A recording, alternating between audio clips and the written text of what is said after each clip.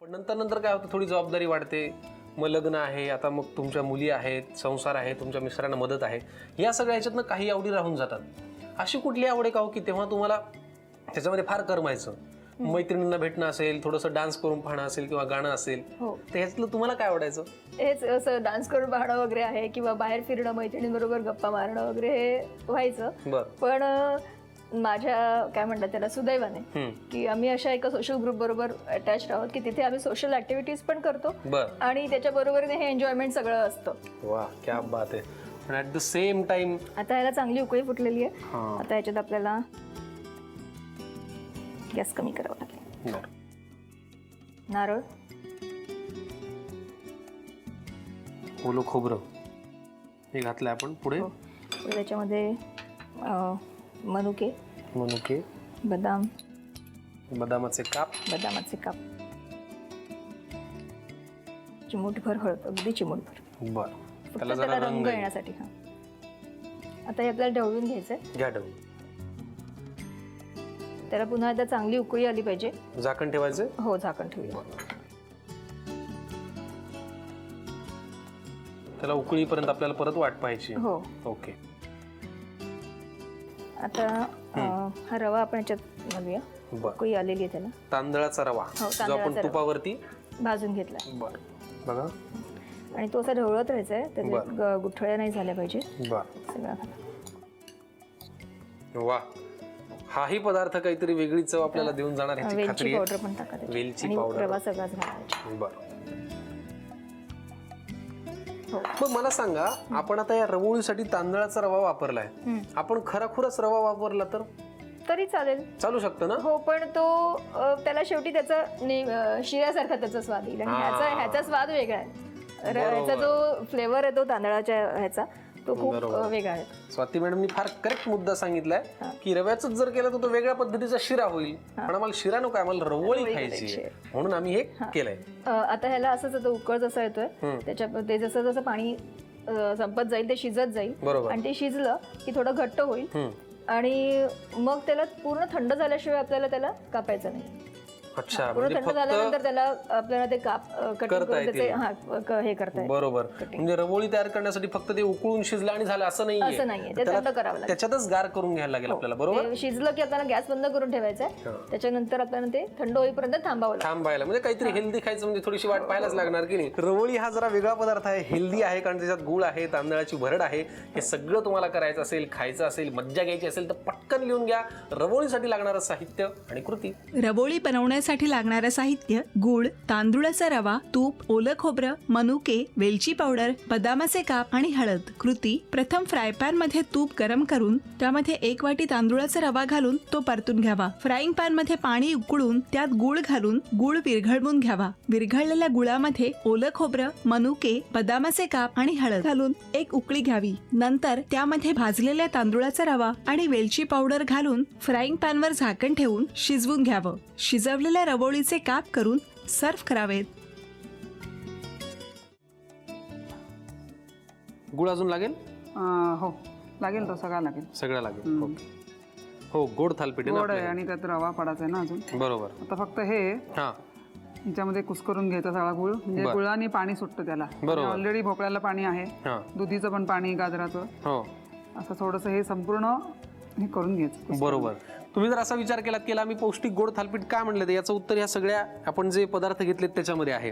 कारण दुधी भोपळा जो आहे तो तर हेल्दी असतोच हृदयासाठी, गाजराचाही उपयोग होतो हेल्थसाठी, आणि जो लाल भोपळा आहे तो सुद्धा आहे. या सगळ्यांचं मिश्रण आपण घेतोय, त्यात गुळ आहे म्हणजे हिमोग्लोबिन सुद्धा तुम्हाला. बरोबर ना? हेल्दी पूर्ण. बरोबर. आपण साखर पण वापरू शकतो, पण नाही, गुळाने जास्त हेल्दी होतं. बरोबर. पुढे आता ह्याच्यात रवा घालायचा. ह्याच्यात आम्ही थेंबरही पाणी वरनं ऍड केलेलं नाहीये, कारण हे जे तिन्ही लाल भोपळा, दुधी आणि गाजराचा किस आहे त्याला पाणी सुटल्यामुळे आणि शिवाय गुळ असल्यामुळे ते एकत्रित आपोआप मिक्स होत चाललंय. आता हे असं झालंय एकत्र सगळं. आता हे 5 ते 6 तास असंच ठेवायचंय झाकून. किती वेळ? 5 ते 6 तास. म्हणजे हा रवा सगळा त्याच्यात मुरतो एकदम. रवा त्याचं पीठच तयार होतं. अच्छा, पण 5 ते 6 तास वाट पाहिजे. त्यामुळे करायचं जर असेल तर लवकर भिजवून ठेवायला लागतं. सकाळी 5 वाजता भिजवलं तर 10-11 वाजता तुम्हाला ऑफिसला जाताना पटकन खाऊन त्या डब्यात न्यायचं असेल तरी.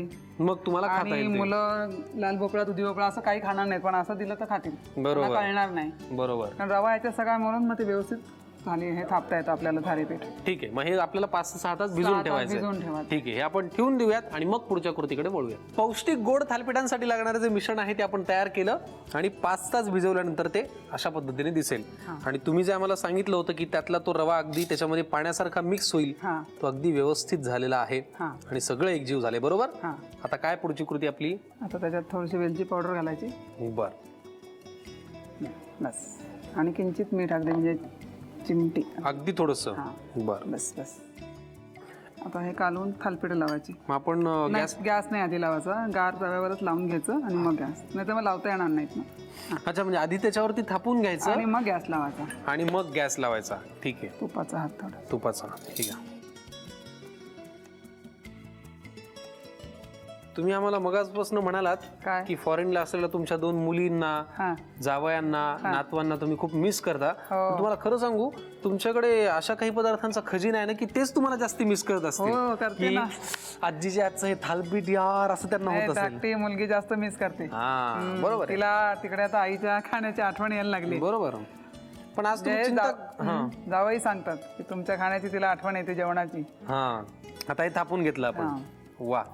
बरं, अजून एक प्रश्न छोटासा. थालपीठ म्हटल्यानंतर मी माझ्या आजीला पाहिले की ते असं मध्ये मध्ये करते ना. आता मध्ये करायचं. आणि मला वैयक्तिक ना छोटी थालपीठ लावलेली आवडतात, असं मोठं एकदम लावायला नाही आवडत. म्हणून मी म्हणजे काय होतं, देणाऱ्याला अर्धच द्या, पावच द्या, त्याच्यापेक्षा हे एक खाऊ शकतो ना माणूस. बरोबर. तर ह्याच्यात थोडं थोडं तूप घातलं की गॅस लावायचा. बरं. किती लागणार आहे बघा? थोडं थोडं. म्हणजे फक्त जळू नाही तेवढंच. बरोबर. नाही, असंही ते जळणार नाहीच. नाही. आता गॅस लावायचा. आता गॅस लावायचा. थांबा मी.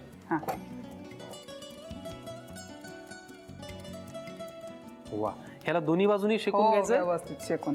ठीक आहे. मग आपण आता ते एका बाजूने छान होऊ देऊयात आणि मग दुसऱ्या बाजूने त्याला करून घेऊयात. पौष्टिक गोड थालीपीठ आता एका बाजूने होत आलेले आहे. आता बघूया आपण झालंय का. अंदाज घ्या जरा. थोडं लागेल, अजून वेळ लागेल ना. आपण झाकण ठेवत नाही होत ना. बरं. त्यामुळे थोडा वेळ लागेल वाफ यायला. बरं, आता ते होईपर्यंत आपण गप्पा मारूयात. गप्पा मारूया. आपल्याकडे खूप विषय गप्पा मारायला. खूप आहेत. बरं, मला सांगा, तुमचा कधी तिकडे जाण्याचा विचार आहे की नाही? आहे ना. कधी जायचंय? जायचंय आता बघू.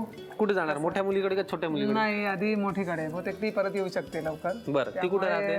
ती युकेला. युकेला. आणि धाकटी जी आहे ती न्यूझीलंडला. बरोबर. त्यामुळे बघू, अजून नक्की नाही आहे, पण दोन्हीकडे जायचं एवढं नक्की. पासपोर्ट विजा तयार आहे? हो, तयार आहे. विजा नाही, पासपोर्ट तयार आहे. बर. ठीक आहे. ठीक आहे, हरकत नाही. अरे वा, क्या बात आहे. चांगला आहे तो. द्या, मी मदत करू का तुम्हाला? असू द्या ना, आपण त्याला म्हणलं ना, आज तुम्हाला मदत मी एकदा ठरवलं ना. चांगली आहे मदत. एक बार जो मैंने कमिटमेंट कर ली तो मैं थालपीठ के भी नहीं सुनता.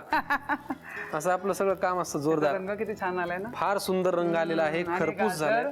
आणि लाल भोपळ्याचा रंग आहे. नाही, आणि गंमत काय माहिती का, आपण जे पदार्थ याच्यात घातलेत ते सगळे तुम्ही पाहू शकता. जर अलीकडे आम्ही तुम्हाला दाखवतो. हे बघा, इथनं गाजराचा खीस पण दिसतोय, दुधी भोपळ्याचे काप पण दिसतात आणि लाल भोपळा पण दिसतोय. अशा पद्धतीचे हे पौष्टिक गोड थालपीठ तयार झालेले आहेत. खमंग खरपूस होत आहेत.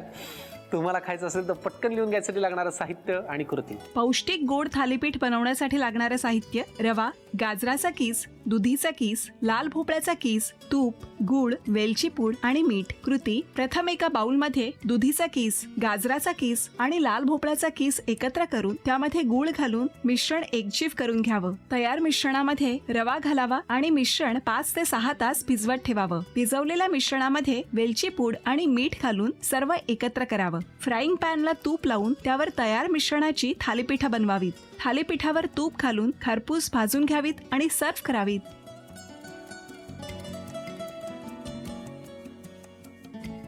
आपण जी पहिली रेसिपी करणार आहोत ना, ती आहे एक केकची रेसिपी आहे, जवार कोकोनट केक. आता आपण करणार आहोत पनीर पत्ताकोबी दिंड.